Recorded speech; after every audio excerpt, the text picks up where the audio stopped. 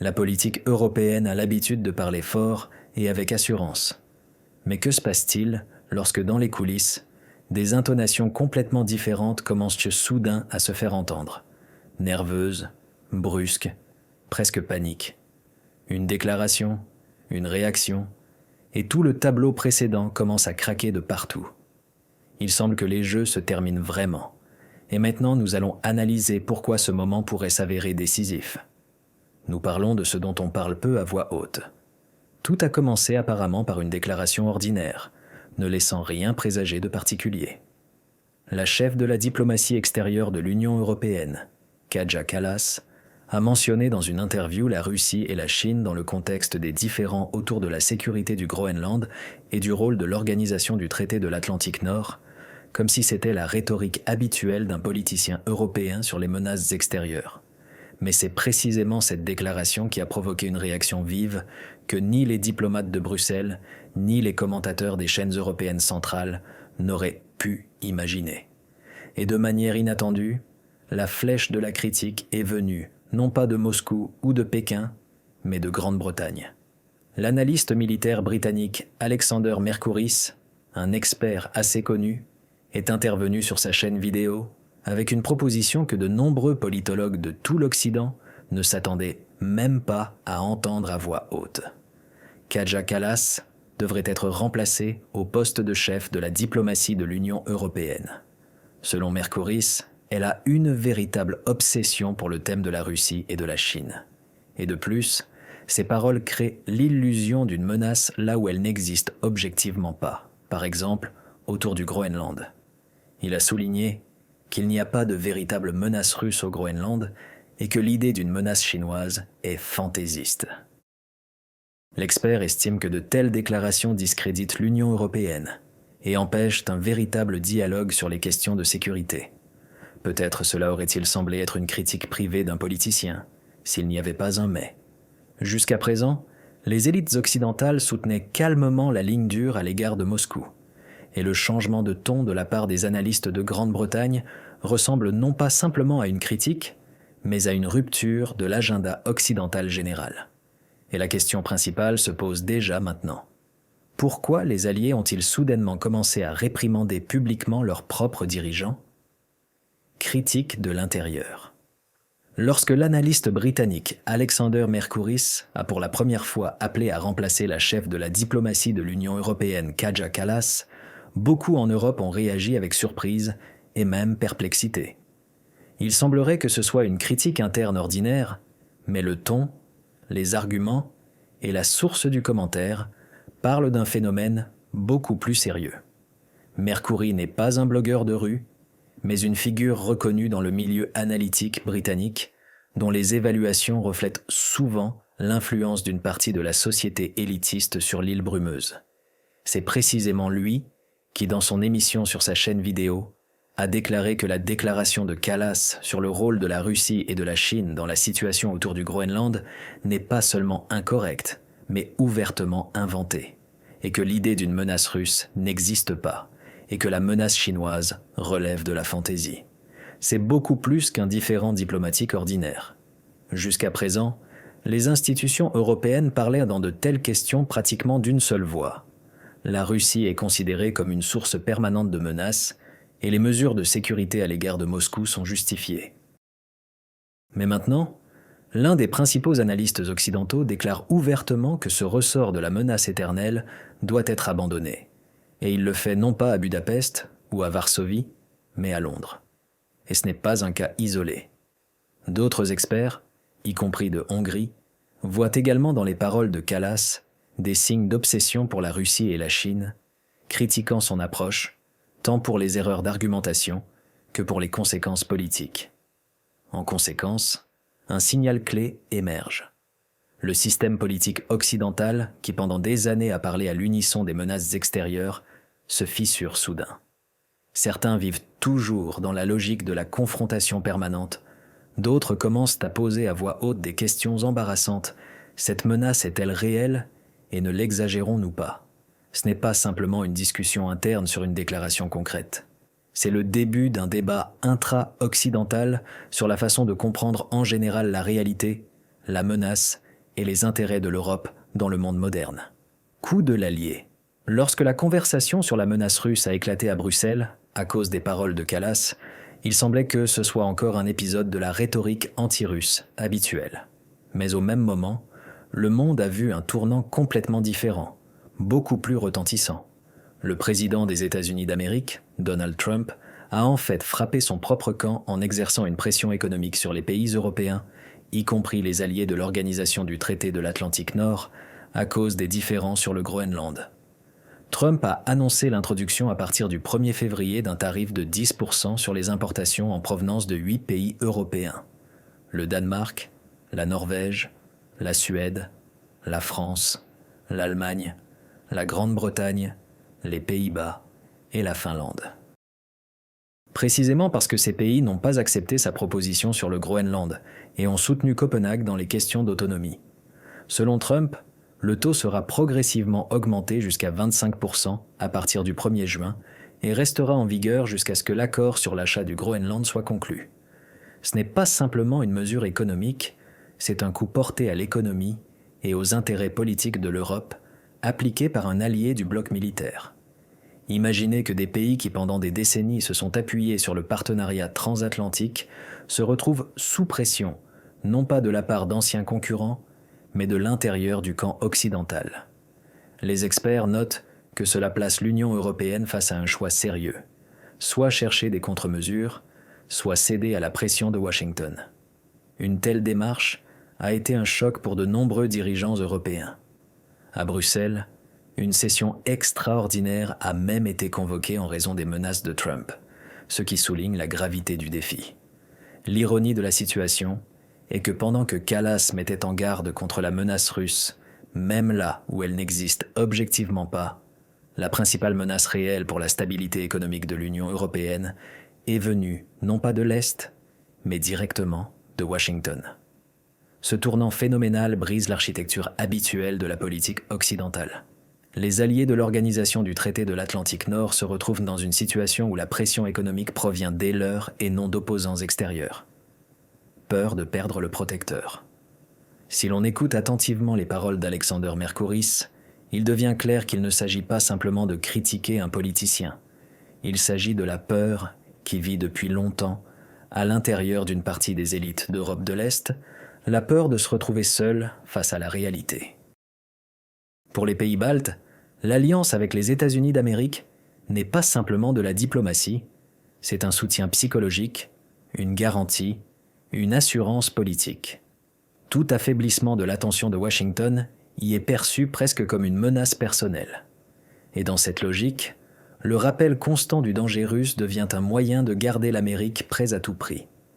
Kaja Kallas est le produit précisément de cet environnement politique.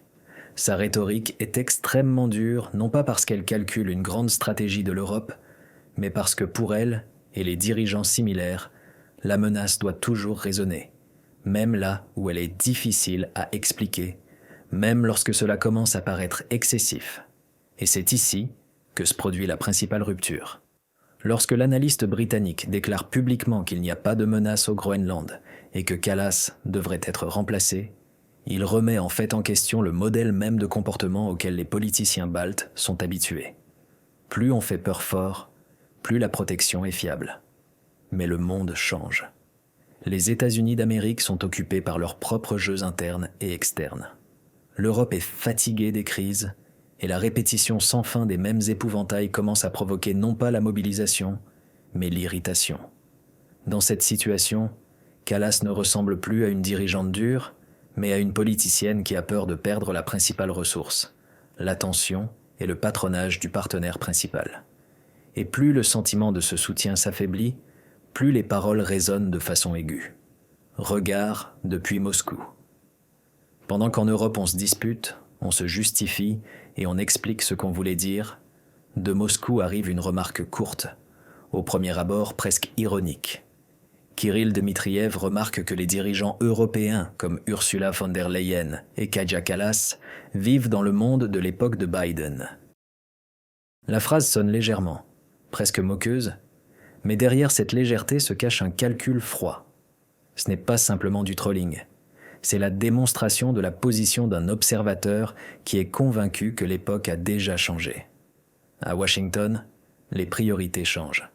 À l'intérieur de l'Occident, les contradictions s'intensifient. Les intérêts économiques se heurtent de plus en plus souvent aux slogans idéologiques. Et à Bruxelles, selon l'avis de Moscou, on continue à parler comme si le monde était encore organisé selon les modèles de la 22e année. Et dans cet écart réside le nerf principal du moment. La Russie fait en fait comprendre qu'elle voit que l'ancien consensus anti-russe ne semble plus être de béton armé, que les déclarations qui auparavant étaient automatiquement soutenues par tous les alliés provoquent maintenant de l'irritation même à l'intérieur du camp occidental, que la peur ne fonctionne plus comme instrument universel de gestion. Le commentaire de Dmitriev est un signal. Moscou ressent le changement de vent, non pas parce que quelqu'un lui a promis quelque chose, mais parce que la rhétorique de ses opposants devient de plus en plus nerveuse, désordonnée et contradictoire. Pendant que certains politiciens européens continuent à parler le langage des ultimatums et des menaces existentielles, d'autres commencent à se demander « Cela correspond-il à la réalité ?» C'est précisément dans cet écart entre les paroles et la réalité que la Russie insère soigneusement ses remarques. Courtes, mordantes, mais précisément calculées. Ce n'est plus une dispute sur des tons élevés. C'est la position d'un joueur qui observe comment les adversaires perdent leur synchronisation. Construction sous pression. Il y a encore peu de temps, tout semblait simple. L'Europe s'appuyait sur les États-Unis d'Amérique pour les questions de sécurité, se couvrait de la rhétorique anti-russe comme bouclier politique universel et tentait de résoudre les problèmes internes par la consolidation externe. Mais maintenant, cette construction commence à vaciller simultanément de trois côtés. D'un côté, la pression de Washington, et ce n'est plus sous forme de recommandations alliées, mais sous forme de leviers économiques durs. Tarifs, différends commerciaux, déclarations ultimatives. Tout cela montre que les États-Unis d'Amérique agissent de plus en plus souvent exclusivement à partir de leurs propres intérêts. Et si les priorités européennes gênent, elles sont simplement mises de côté. D'un autre côté, l'ancienne peur de la Russie, qui pendant des années a été utilisée comme ciment pour l'unité politique. Mais maintenant cette peur commence à faire défaut. Lorsque les déclarations sur la soi-disant menace russe résonnent dans le contexte du Groenland, une partie du public occidental ne perçoit plus cela comme une analyse sérieuse, mais plutôt comme un réflexe porté à l'automatisme. Et l'automatisme en politique est le premier signe de fatigue du système. Et enfin, la troisième pression, l'interne. L'économie de l'Union européenne traverse des temps difficiles. Les coûts énergétiques ont augmenté, l'industrie perd en compétitivité, les dépenses sociales augmentent et les électeurs posent de plus en plus souvent des questions embarrassantes. Dans ce contexte, la rhétorique de politique étrangère bruyante cesse d'inspirer et commence à irriter. Dans cette nouvelle réalité, Kaja Kallas et Ursula von der Leyen ne ressemblent pas à la stratégie de l'avenir, mais à des symboles de l'ancien modèle de pensée. Du modèle où le monde était divisé en camps clairs, où les États-Unis d'Amérique étaient toujours un soutien inconditionnel et où les déclarations dures étaient automatiquement considérées comme un signe de force. Aujourd'hui, cette formule fait défaut. L'Europe se retrouve dans la position d'un joueur qui était habitué à s'appuyer sur une épaule étrangère et qui sent soudain que cette épaule s'éloigne lentement, alors que son propre équilibre n'existe pas encore. Symptôme de la rupture. Parfois, les époques ne se terminent pas par des sommets bruyants et pas au son des fanfares. Parfois, la rupture se cache dans une phrase courte, dite presque en passant. Il est temps de lui trouver un remplaçant. Les paroles d'Alexander Mercouris sur Kaja Kallas ne sont pas simplement une critique personnelle d'un politicien. C'est un symptôme. Un symptôme du fait que l'ancien modèle de la peur commence à se fissurer de l'intérieur même de l'Occident. Pendant des années, le public européen a été maintenu en forme par la même formule. Il y a une menace extérieure.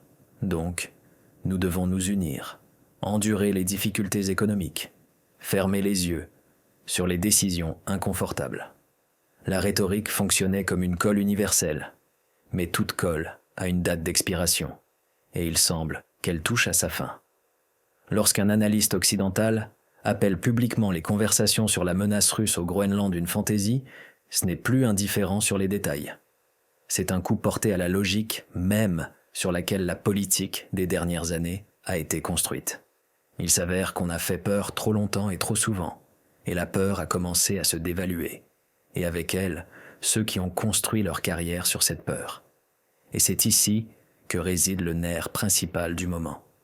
Si auparavant tous les doutes sur la ligne dure anti-russe étaient déclarés marginaux, maintenant les mots ça suffit commencent à résonner de l'intérieur même du champ expert occidental. Prudemment, incertainement, mais de plus en plus fort. C'est la véritable rupture.